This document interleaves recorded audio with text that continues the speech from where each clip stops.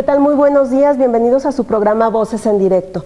Un esfuerzo que hacemos en El Economista para aproximarlos a ustedes, nuestros suscriptores y audiencia, con los líderes de opinión y analistas financieros del mundo. En esta ocasión tenemos la oportunidad de platicar con el director para México de una de las principales calificadoras, Standard & Poor's. Se trata de Víctor Manuel Herrera. Y pues el objetivo es conversar con él acerca de cómo está el panorama crediticio mexicano. Sobre todo aprovechando que recientemente, a fines de diciembre, la agencia calificadora confirmó la nota que tiene México en su escala, que es de BBB+. Vamos a platicar sobre este tema, vamos a platicar sobre cómo ha afectado a México la situación de volatilidad financiera internacional, cómo se encuentra México en cuanto a la deuda pública, en cuanto a la tenencia de los bonos mexicanos en manos de extranjeros y de muchos temas más. En unos minutos comenzamos. Muchísimas gracias. Soy Yolanda Morales y los voy a acompañar en esta conversación.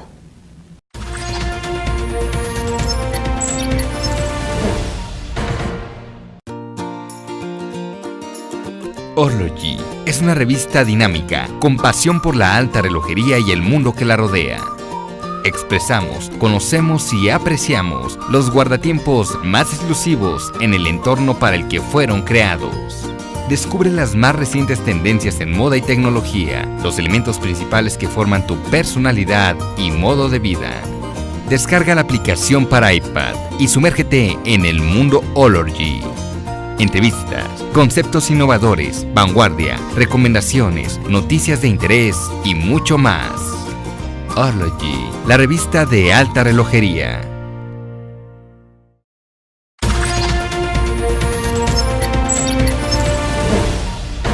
Pues como les dije, estamos con el director en México de Standard & Poor's, Víctor Manuel Herrera. ¿Cómo está? Muy buenos días. ¿Qué tal? Vamos a comenzar con esta conversación. Quisiera comenzar primero, por favor, por el tema del panorama crediticio. ¿Nos puede platicar qué es y por qué es importante para una economía como la mexicana? Bueno, en un momento de volatilidad de los mercados, volatilidad de precios de petróleo, con tantos retos que enfrentan los países de mercados emergentes, pues tener una confirmación de una calificación, sobre todo con perspectiva estable, pues queremos dar el mensaje de que México está, comparado con otros países en desarrollo y situación financiera similar, en una situación de ventaja, de estabilidad comparada con otros que están en una situación más vulnerable. Ok, entonces, y esto significa, es como un mensaje que se envía a los inversionistas de que la economía está bien. Pues sí, porque a la hora de confirmar nuestra calificación y sobre todo decir que estamos en una perspectiva estable, decimos que no vemos posibilidad en el corto plazo de cambiarla ni para arriba ni para abajo en un horizonte de aproximadamente 12 a 36 meses. Es particularmente importante para los mercados recibir esta señal porque en estos momentos hay economías similares a la nuestra que están sufriendo los embates de caídas precipitadas de precios de los commodities o que tienen un problema de potencial de refinanciamiento de deuda, lo cual no es el caso para México y por eso la calificadora decidió confirmarla con perspectiva estable. Oiga, don Víctor, yo tengo una duda.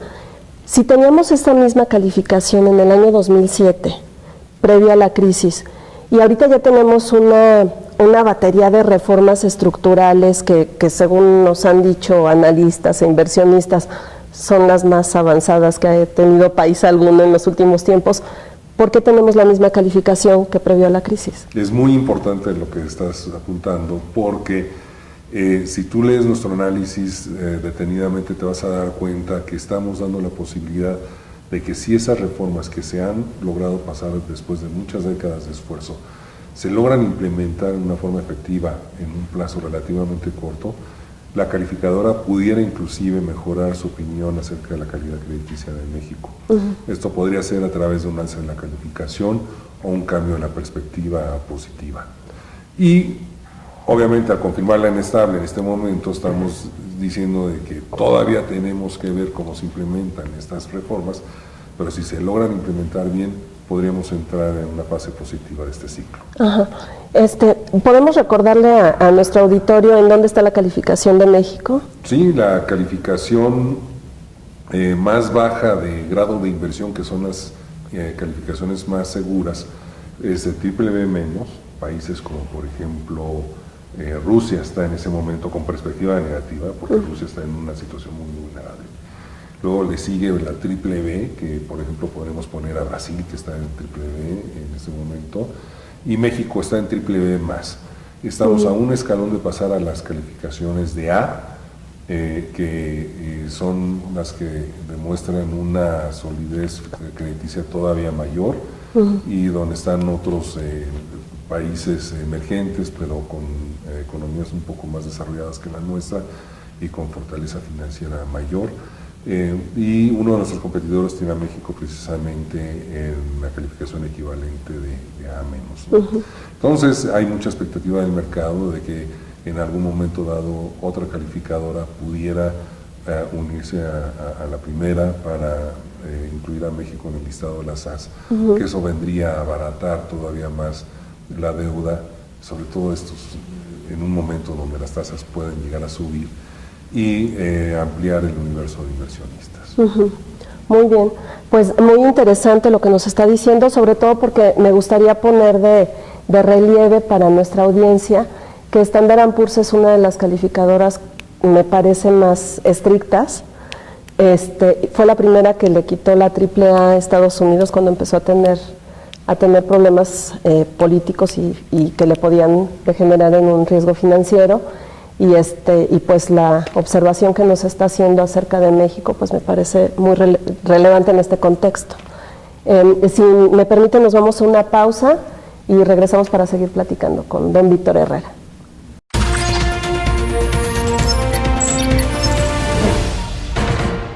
El Economista trae para ti las mejores revistas con contenidos diseñados para un estilo de vida sofisticado, el lujo y lo más prestigiado de la moda. Te presentamos Bistronomy, la revista para el foodie mexicano. Tiene la misión de llevar a nuestros lectores en un recorrido por los mejores lugares para degustar platillos de excepción. La revista para todos los interesados en los relojes de cuarzo es O'Clock. Los ejes temáticos giran alrededor de las tendencias y las noticias más importantes de la industria, las celebridades y las pasarelas que definen el rumbo de la moda internacional. Equestrian, la única revista de estilo de vida ligada al mundo ecuestre. Podrás encontrar noticias relacionadas con el lujo, los looks y accesorios obligados para él y para ella, los mejores gadgets, relojes, joyas, autos, motocicletas, vinos, restaurantes, platillos, spas y destinos. Si eres amante de la vida náutica, te presentamos Luxury on Board, donde te mostramos los mejores destinos nacionales e internacionales. Te ofrece un directorio actualizado con las marinas en México más importantes.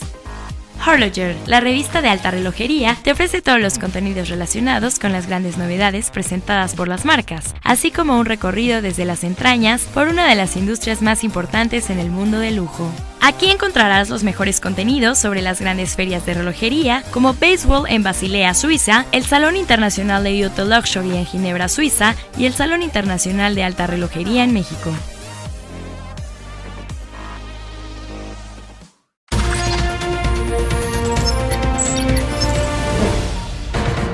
Bueno, pues seguimos aquí en Voces en Directo, estamos platicando con don Víctor Herrera, el director en México de Standard & Poor's. Y pues me gustaría platicar también con usted un poco acerca de quiénes son los emisores que están en el mismo escalón que México.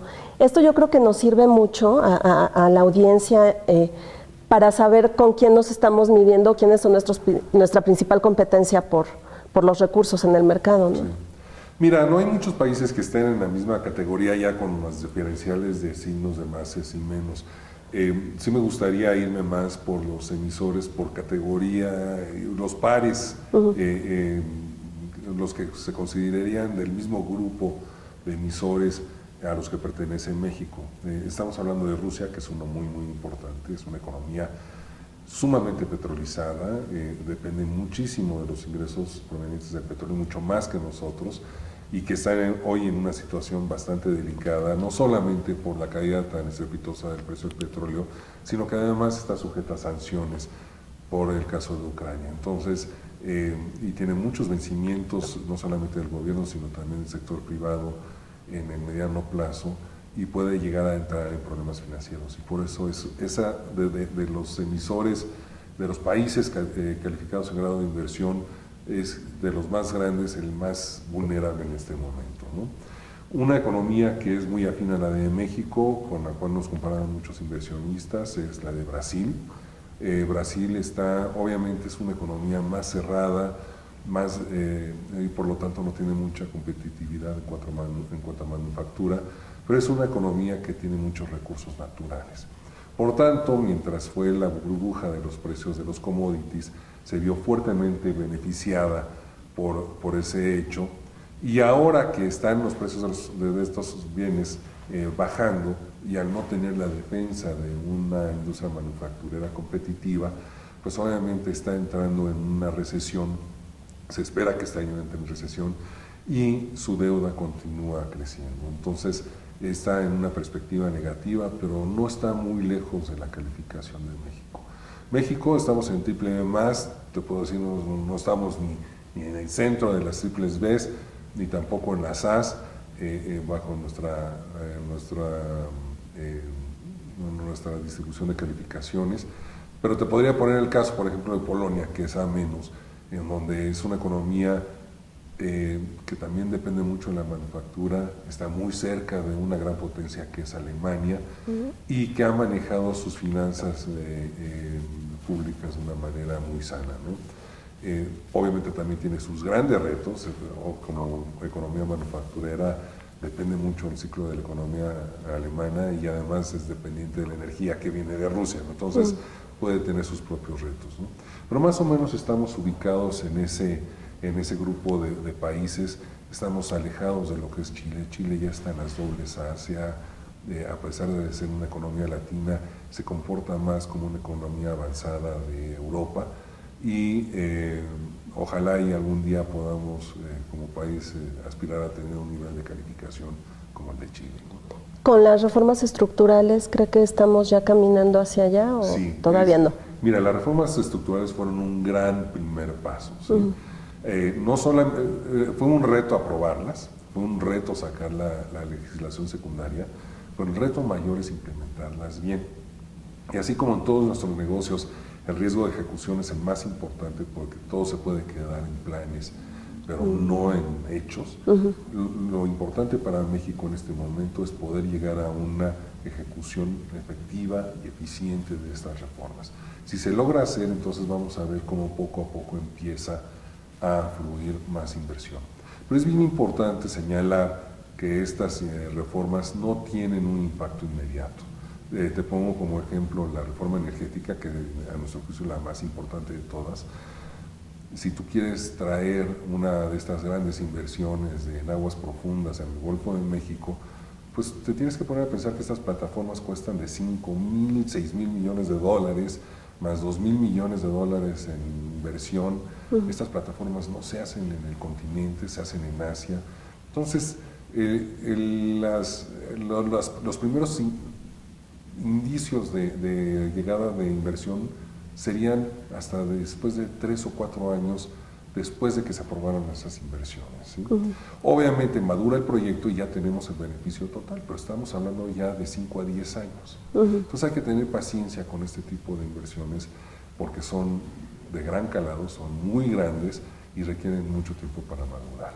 Entonces podríamos pensar, por lo que nos dijo usted en el bloque anterior, de que la implementación de las reformas nos podría llevar a una mejora de calificación, y nos está diciendo, bueno, la energética de aquí a que alcance a cuajar y que lleguen las inversiones unos 5 años, ¿será de aquí a 5 años que podremos subir a la siguiente escala?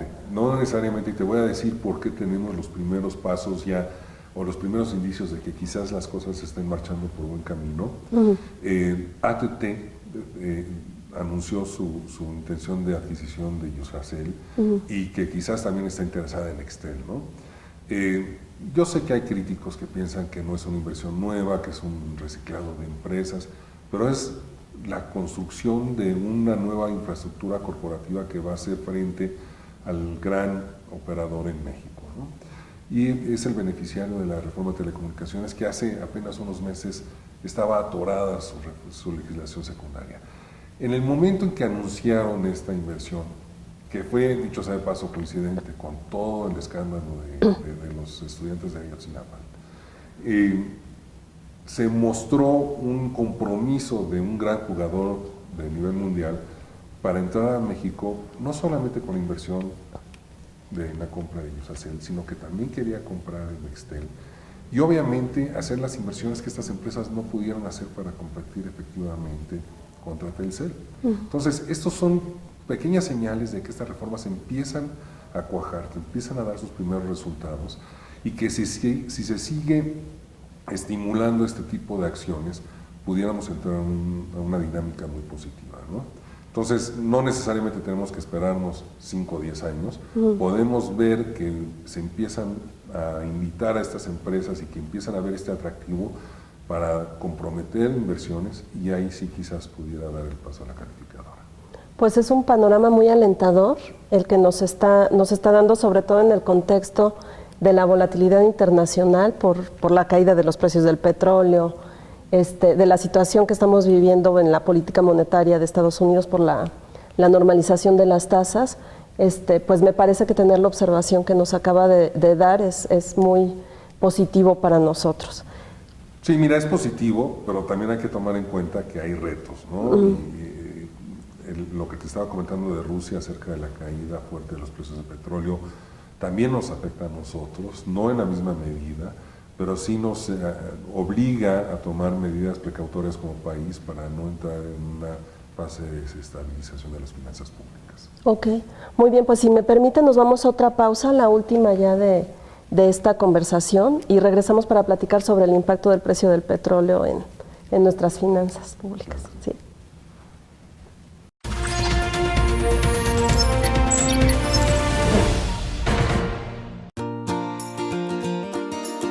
Orlogy es una revista dinámica con pasión por la alta relojería y el mundo que la rodea. Expresamos, conocemos y apreciamos los guardatiempos más exclusivos en el entorno para el que fueron creados.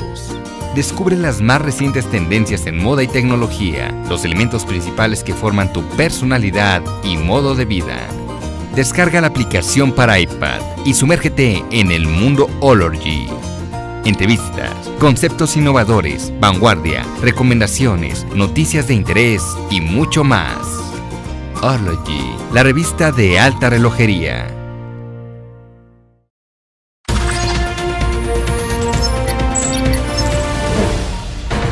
Pues ya vamos a seguir en materia platicando sobre el petróleo y el impacto que consideran ustedes que puede tener en las finanzas nacionales y por ende en nuestra calificación. Fíjese que a mí me llama la atención porque el Fondo Monetario Internacional, la OCDE, el Banco Mundial nos han dicho, espérense porque a lo mejor no es tan mala la caída del precio del petróleo porque se puede estimular a la economía mundial y eso pues va a ser benéfico para México. Pero yo le quiero preguntar a usted cómo lo está viendo y cómo nos va a impactar a nosotros.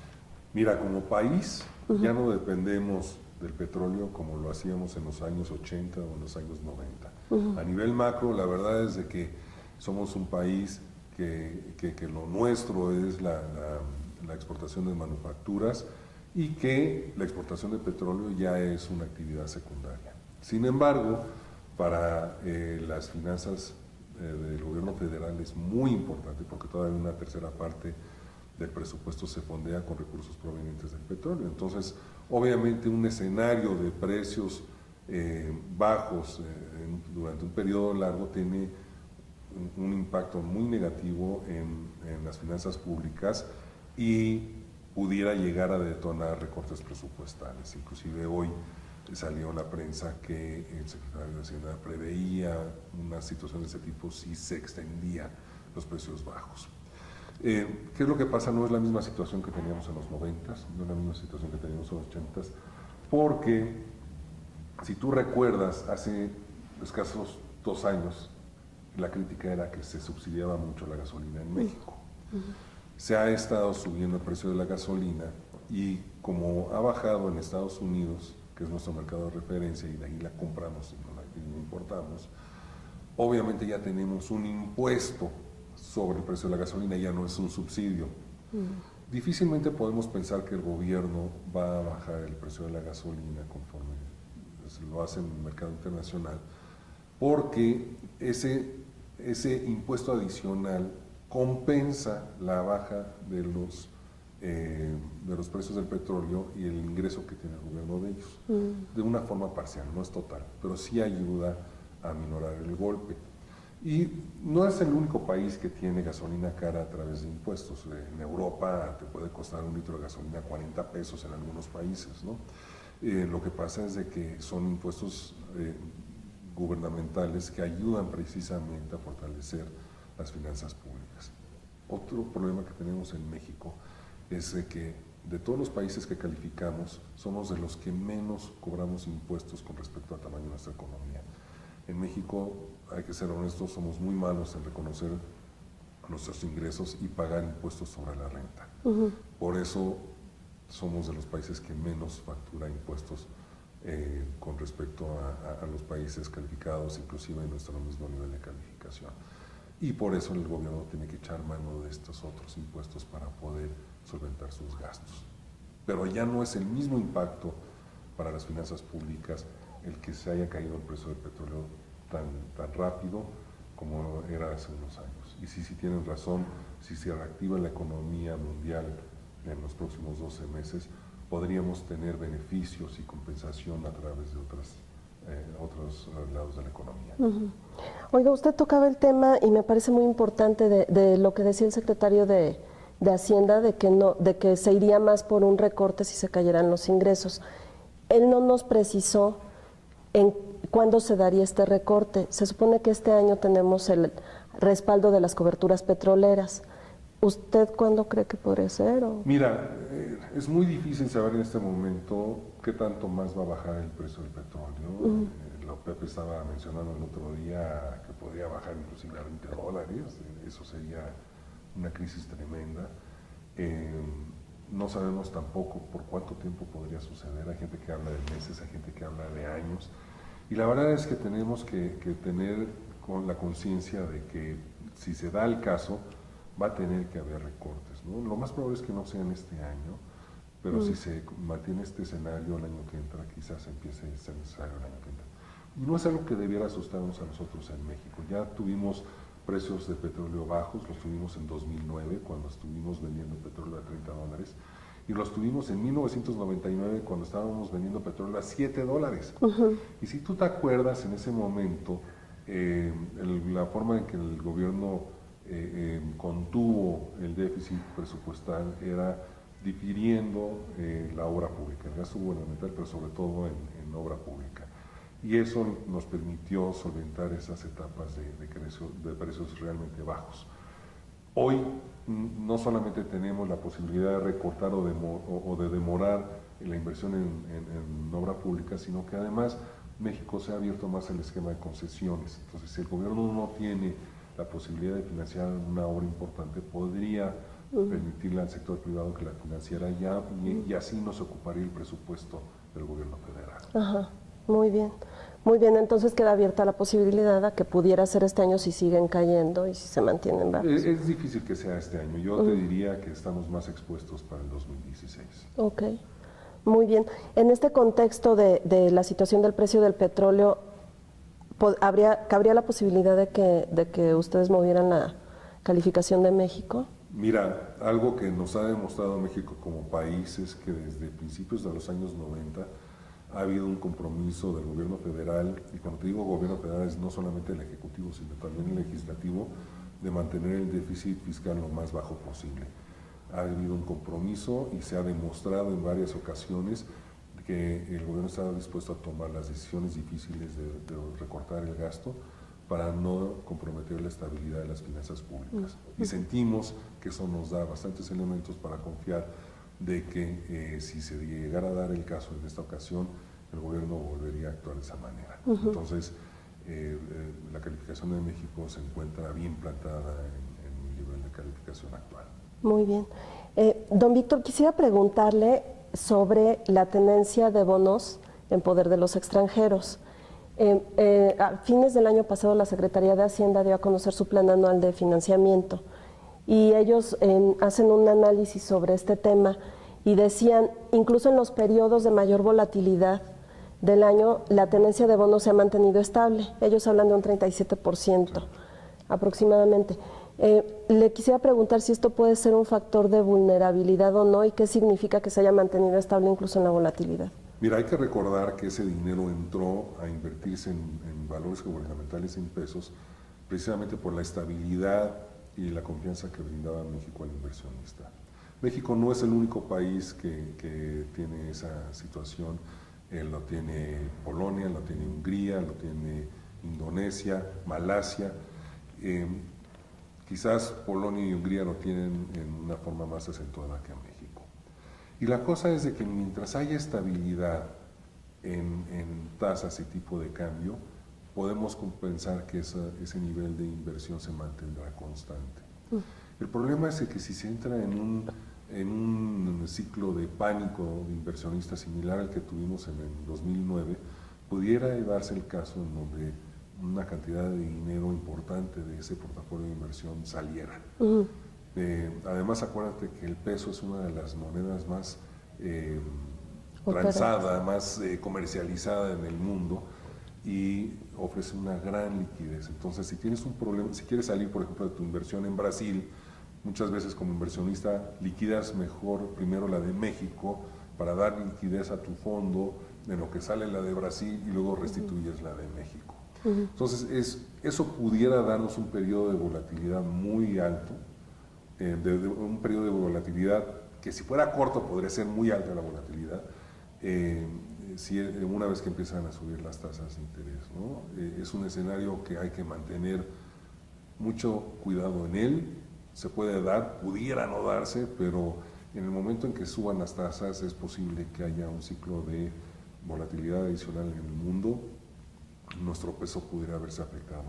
Como ya lo vimos en 2009, puede ser un escenario sumamente temporal y quizás no de largo plazo. Y después de unas semanas podría volver la estabilidad. ¿Tienen ustedes alguna estimación de cuándo podría comenzar la normalización de tasas? Pues los indicios que ha dado la Fed es de que pudieran darse hacia la mitad del año. Ok.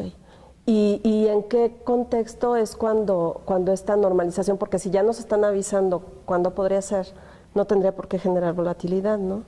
Bueno, ya se generó hoy, porque si tú ves el precio de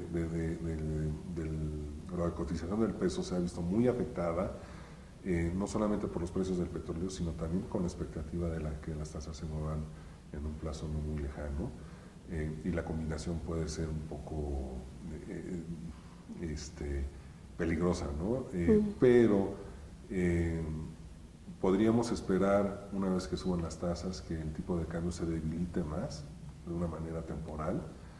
Obviamente el Banco de México tiene las herramientas para contener esa volatilidad y que después, no solamente subiendo tasas, ¿no?, sino también inyectando liquidez en el mercado como lo ha hecho en el pasado, y que después de un espacio de 2 o 3 meses empiece a volver en la estabilidad de los mercados financieros.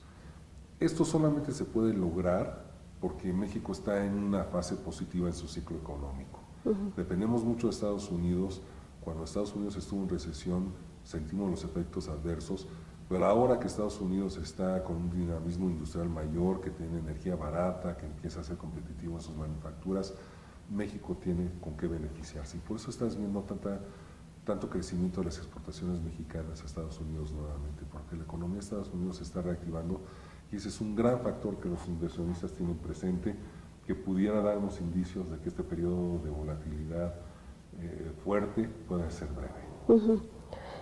Don Víctor, finalmente quisiera preguntarle, este periodo de volatilidad en el tipo de cambio coincide sí con la caída en el precio del petróleo, pero también con sucesos internos, sobre todo de movilizaciones sociales. Le quisiera preguntar si esto de alguna manera, si el peso podría estar reflejando esta situación, uno, y después, ¿de qué manera impacta en el análisis que tienen ustedes acerca de México? Mira, son eventos sociales muy impactantes para nosotros y a veces nosotros los sacamos de contexto nosotros mismos, ¿no? La verdad es de que si comparas el movimiento de los tipos de cambio de México con los de otros países emergentes, te vas a dar cuenta que somos de los menos afectados. Solamente Colombia y México tiene una volatilidad menor que la gran mayoría de los otros países emergentes. Por ahí hay estudios que indican también que India está en ese grupo, ¿no? Pero India, por ejemplo, está pagando tasas de 10% para contener la salida de capitales. La verdad es de que el impacto más grande sobre el tipo de cambio viene por la caída del precio del petróleo y sobre la posibilidad de un aumento en las tasas de interés. Todos los mercados emergentes estamos en la misma situación en este momento, unos más afectados que otros. Y aún con la fortaleza del impacto que tuvo el evento de Ayotzinapa y de Tlatlaya, la verdad es que esos eventos no han tenido un impacto en la economía y por ende no han causado volatilidad por sí mismos. Tienen otro tipo de repercusiones sociales, pero no en la conducción económica del país. Muy bien. Pues, don Víctor, le agradezco mucho que nos haya aceptado aquí en sus oficinas, que además son las oficinas nuevas de Standard & Poor's aquí en la Ciudad de México. Y me gustaría despedirme, si es tan amable, con que nos dé, por favor, una observación final. No sé si quiera platicarnos sobre los retos que tiene México o sobre lo que nos falta para mejorar calificación. Le dejo abierto el micrófono. Bueno, pues solamente decirles que a veces en México vemos la situación mucho más negativa de la que realmente está.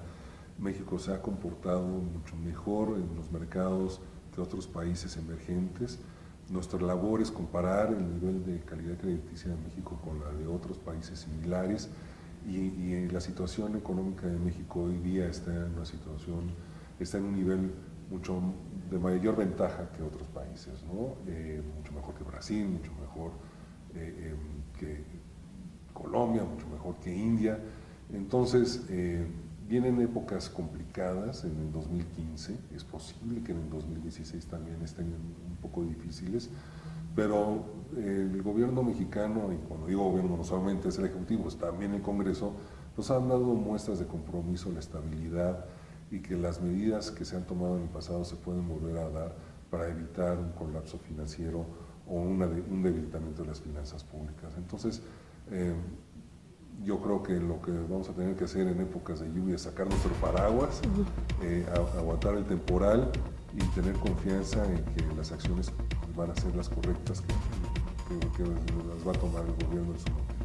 Muy bien, pues muchísimas gracias, don Víctor. Gracias por esta conversación y muchísimas gracias a ustedes por habernos acompañado en esta emisión de Voces en Directo, donde entrevistamos al director en México de Standard & Poor's. Nos vemos en una próxima emisión. Hasta luego.